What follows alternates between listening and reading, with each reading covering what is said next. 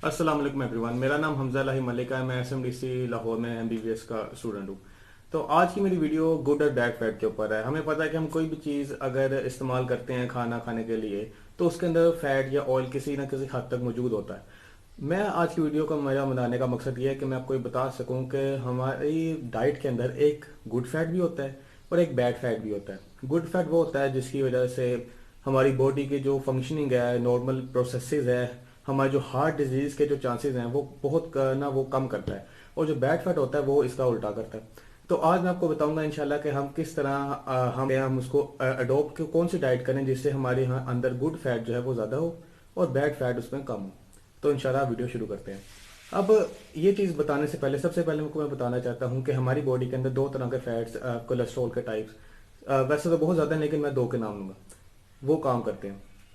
एक होता है एचडीएल और एक होता है एलडीएल। अब एचडीएल का फंक्शन ये होता है कि वो हमारी बॉडी के अंदर जहाँ जहाँ फैट डिपॉजिट होता है उसको वो पकड़ के लिवर को दे देता है और लिवर उसको मेटाबोलाइज कर देता है, उसको ख़त्म कर देता है।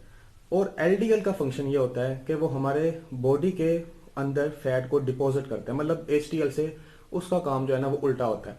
अब अगर हमारी बॉडी में एलडीएल ज़्यादा होगा तो वो हार्ट डिजीज, कार्डियोवास्कुलर डिजीजेज, नालियां तंग होने लग जाएंगी, आर्थरोस्क्लेरोसिस और इस तरह की जो ये आजकल हर एक को जो डिजीज, अल्लाह माफ़ करे, होती है बीमारी हार्ट डिजीज की, जब आपकी एज जो है 50 साल से ऊपर, 45 साल से ऊपर चली जाए तो वो इस एलडीएल की वजह से होती है ज़्यादा तौर पर।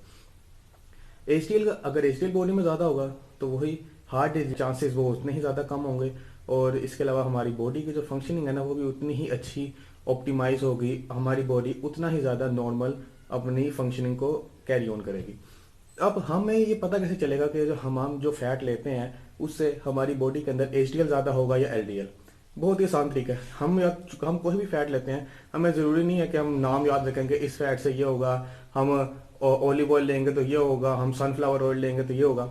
हमने हमने कोई भी चीज़ लेनी है, कोई भी फैट के प्रोडक्ट, मिल्क हो गया, बटर हो गया, ऑयल हो गया, हमने उसके इंग्रेडिएंट्स पढ़ने हैं। उसके इंग्रेडिएंट्स में लिखा होता है सैचुरेटेड फैट्स और अनसैचुरेटेड फैट्स, बस हमने इसी पे ही बात करनी है।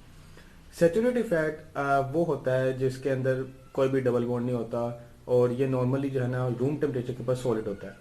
अब ये सैचुरेटेड फैट क्या करता है, ये हमारी बॉडी के अंदर एलडीएल जो कि बैड फैट है उसकी वैल्यू को ज़्यादा करता है, उसकी प्रोडक्शन को ज़्यादा करता है। और जो अनसैचुरेटेड फैट्स होता है ये एलडीएल की वैल्यू को कम करता है। अगर हमारी डाइट के अंदर सैचुरेटेड फैट ज़्यादा होगा तो एलडीएल की वैल्यू को ज़्यादा करेगा, हार्ट डिजीज ज़्यादा होंगी। अगर एचडीएल आई एम सॉरी अगर अनसैचुरेटेड फैट ज़्यादा होगा तो वो एलडीएल की वैल्यू को कम करेगा और हार्ट डिजीजेस कम होंगी। अब सैचुरेटेड फैट जो है वो नॉर्मली एनिमल बेस्ड फैट से मिलता है और अनसैचुरेटेड फैट जो होता है वो नॉर्मली प्लांट बेस्ड फैट से मिलता है। मतलब कि जो भी प्लांट बेस्ड फैट है, ऑलिव ऑयल है, सनफ्लावर ऑयल है, जितने भी सीड से ऑयल निकलता है सारा अनसैचुरेटेड होता है। अब वो उसमें कितना ज़्यादा अनसैचुरेटेड होता है वो उसकी काइंड पे डिपेंड करता है। अब अनसैचुरेटेड की भी दो टाइप्स होती हैं। एक होता है मूफा, मोनो अनसैचुरेटेड, और एक होता है पूफा, पॉली अनसैचुरेटेड फैट्स। अब मोनो अनसैचुरेटेड फैट्स के जो फंक्शन होता है ना वो एलडीएल की वैल्यू को वो भी कम करता है। जो पूफा है उसकी भी आगे से दो टाइप्स होती हैं, एक ओमेगा 3 होती है और एक ओमेगा 6 होती है।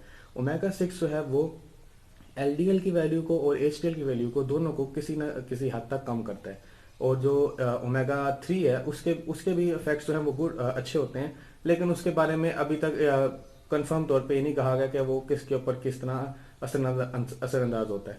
लेकिन फिर भी जो अनसैचुरेटेड फैट्स है, अगर मैं इसको सिंपल रखूं तो जो अनसैचुरेटेड फैट है वो एलडीएल की वैल्यू को ज़्यादा करते हैं और एलडीएल की वैल्यू को कम करते हैं और एचडीएल की वैल्यू को ज़्यादा करते हैं।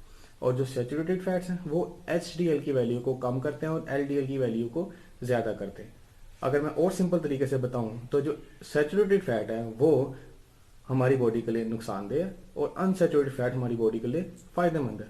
अब हम कोई भी अगर फॉर एग्जांपल अगर मैं कुकिंग ऑयल खरीदने जाता हूँ बाहर से, तो अगर मैं उसके इंग्रेडिएंट्स पढ़ूँ तो उसके इंग्रेडिएंट्स में बहुत ही क्लियर लिखा होता है कि इसमें इस सैचुरेटेड फैट कितना है, अनसैचुरेटेड फैट कितना है।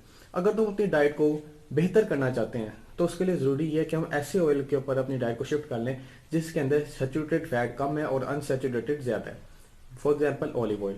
ऑलिव ऑयल एक बहुत ही बेस्ट ऑयल है कुकिंग के लिए और अपनी डाइट को अपनी बॉडी फंक्शनिंग को कंट्रोल करने के लिए। लेकिन इसके लिए ज़रूरी नहीं है कि इसको भी ज़्यादा हद से ज़्यादा लेना शुरू कर दें, with in the limits. But हम जो भी अपने वो कुकिंग के लिए इस्तेमाल करते हैं ऑयल, उसी जगह उसको हम ऑलिव ऑयल से रिप्लेस कर दें, तो ऑयल का बजट तो शायद 5 गुना बढ़ जाए, लेकिन हमारी बॉडी की जो फंक्शनिंग है ना वो बहुत ही अच्छी तरह से ऑप्टिमाइज हो जाएगी। जो अनसेचुरेटेड फैट है, ये रिसर्च के मुताबिक साबित किया गया है कि जो मेडिटेरियन डाइट है, जो कि जहाँ पे ऑलिव ऑयल इस्तेमाल ज़्यादा किया जाता है, उनके अंदर हार्ट डिजीज़ के जो चांसेस है ना वो बहुत ज़्यादा कम होते हैं, क्योंकि इसके अंदर अनसेचुरेटेड फैट जो है वो बहुत ज़्यादा होता है और सेचुरेटेड बहुत कम होता है। इसके अलावा ऑयल के ऊपर बात करने के अलावा एक और फैट होता है जो कि हम, मेरे ख्याल से ज़्यादातर लोग अक्सर शायद रोज़ ही इस्तेमाल कर रहे होते हैं, वो होता है ट्रांस फैट। अब हमने अगर घी लेने जाएं बाहर से, अगर किसी कंपनी का लेने जाएं, कोई अच्छी कंपनी का घी लेने जाएं, तो उसके ऊपर उन्होंने बिल्कुल बहुत ही नुमाया करके लगाया होता है कि this is trans fat free. Trans fat ऐसा फैट होता है कि हमारे पास इंडस्ट्री में आया फैट जो था अनसेचुरेटेड, उसको हमने सेचुरेटेड करके घी बना दिया, मतलब ऑयल से हमने घी बनाया। तो उसके लिए क्या किया हमने, आर्टिफिशियली उसके अंदर हाइड्रोजन ऐड करके उसके डबल बॉन्ड को सिंगल बॉन्ड में कन्वर्ट कर दिया। इस प्रोसेस के अंदर ऑयल से घी तो बन जाता है, लेकिन वहां पे ट्रांस फैट भी बहुत ज्यादा मिकदार में बनते हैं। और ट्रांस फैट हमारी बॉडी के अंदर ये जो एलडीएल की वैल्यू है उसको भी कम करता है, सॉरी उसको ज्यादा करता है, और एचडीएल की वैल्यू को ये कम करता है।